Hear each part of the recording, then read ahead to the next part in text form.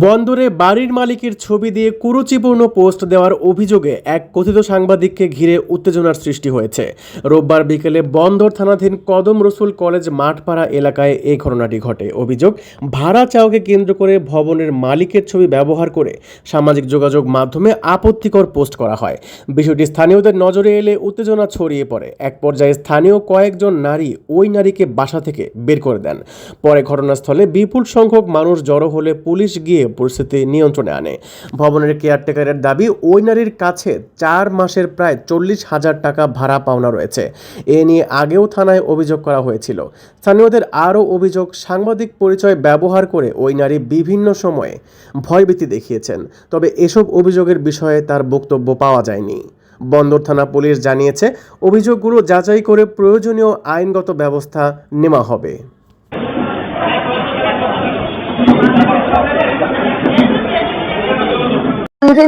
গেঞ্জি কত দিয়ে দিয়া ইয়া করছে আর কি, আড়াগুলো করছে। ওই যে মানুষ ইয়া কইছে, আমি সম্বাদী, আমি সার্কি করি, আমি বোনাস পাইতেছি, বেতন পাইতেছি, আবার 60,000 টাকাও চাইছি, আইনা দিতে আমি লাভের উপর কইছি আর কি। কিন্তু আমরা গরিব মানুষ, আমার থেকে দিয়া দিব কইছি। আমগো তো লজ্জা লাগে, মহিলা মানে আমরা তো একটা মহিলা, আমগো তো মা বোন আছে না, সবারই মা বোন আছে, একটা লজ্জারও ব্যাপার। এরা লোক ভালো মানুষ, যেই মানুষ নামে কইছে এরা অনেক ভালো লোক। মানে ওই লিপিয়া মনে কর আমার ছেলে তো হুশারি কাজ করে, আমি সেদিন রাতে নাইট করছে 11টা দিক দিয়ে আমি আইসি, আমার ছেলেরা গিয়ে নিতে, কারেন্ট ছিল না।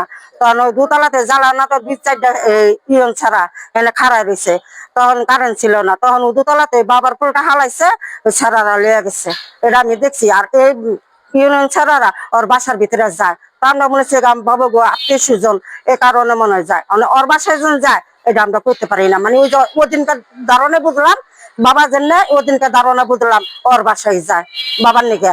আর এই মহলা যদি মানুষের দানা করে, ওই দোকানদারে তো করছে, ওই কাজে একটা সিঁড়ির মাথায় রাখছে, হাতে দানা করছে, আরো মানুষের দানা করছে। ওর মানে চাইতে গেলি লিপিয়ে চাইতে গেলে মানে হুমকি দেয়, ওই একটা সাংবাদিক এফসির আনবো, পুলিশ আনবো, দারোগা আনবো, তারপরে নীরব তার নামে বদলাম হুদা মিশা কথা কইছে, এর মতন লুকি হইতে পারে না। এই দিচ্ছি টাকা, সব টাকা দিয়ে তুমি, সব টাকা দিয়ে তুমি মানে কইলে আমরা তো সাংবাদিক পরিচয় দেয়, মুখানে পরিচয় আছে বিভিন্ন জায়গায়। এই যখনই আমরা ভাড়ার জন্য ওনাদের চাপ দিচ্ছি যে আমাদের ভাড়া ক্লিয়ার করেন, আপনি ভাড়া দিয়ে বাসা ছেড়ে দেন, উনি এক সাংবাদিক দেখা উনি আমাদেরকে আর কি ইয়া করতেছে যে এডিশনাল এসপি আছে আমার, হ্যাঁ তাই বন্দর থানার ওসি আছে, এরা সবাই আমার খুব কাছের লোক, ঘনিষ্ঠ লোক। হ্যাঁ, এগুলা বইলে অনেক ভয়ভীতি আমাদেরকে দেখাইছে। ইভেন আমার ফুফুর, হ্যাঁ একটা গার্মেন্টস আছে প্যান্টেক্স, এই প্যান্টেক্স মানে নিয়ে অনেক কথাবার্তা বলছে। ইভেন তার যে ঢাকা বাসা আছে এগুলা নিয়ে অনেক কথাবার্তা বলছে। ও সাংবাদিকতা করে এটা বলে আর কি পরিচয় দেয়, কিন্তু আসলে ও কি করে, একজন দেহ ব্যবসায়ী নাকি এটা আসলে আমরা বলতে পারছি না। কারণ হচ্ছে হলো ও রাত বিরাত অনেক লোকজন নিয়ে উঠে, সিকিউরিটি গার্ডও তাকে বলার পরে বলেছে আমি কিন্তু তোমার চাইলে অনেক কিছু করে দিতে পারি, তুমি তো এই এলাকার না, এই সেই অনেক হুমকি দামকি দিচ্ছে। আমি 8 তলার সিকিউরিটি। ওই মহিলাকে 6 মাস আগে আমি বলছি, আমার মালিক বলছে তাকে বাসা ছাড়তে, আমি 6 মাস আগে বাসা ছাড়ার কথা তাকে বলছি। সে বিভিন্ন রকমের কথাবার্তা বলতো, বাসায় অনেক খারাপ খারাপ লোকজন নিয়ে আসতো, 12টা 1টার দিকে আসতো। আমি বাধা দিলে আমারে বিভিন্ন রকমের ভয় টয় দেখাইতো, সাংবাদিকের পরিচয় দিত, সাংবাদিক দিয়ে আমার মন্ত্রী আছে, এটা সেটা আছে, ভয় দেখাইতো। আমরা যেভাবে চলাফেরা করি তারা যদি সেভাবে না চলাফেরা করে, তাহলে আমাদের স্বামীরা কি করবে বলেন? সেটাই আমাদেরকে জানান যে আমরা যদি তাদেরকে যদি এই মুহূর্তে যদি না কন্ট্রোলে রাখি, না কিছু বিচারে যদি নাই জানাই, তাহলে আমাদের হবে কি করে?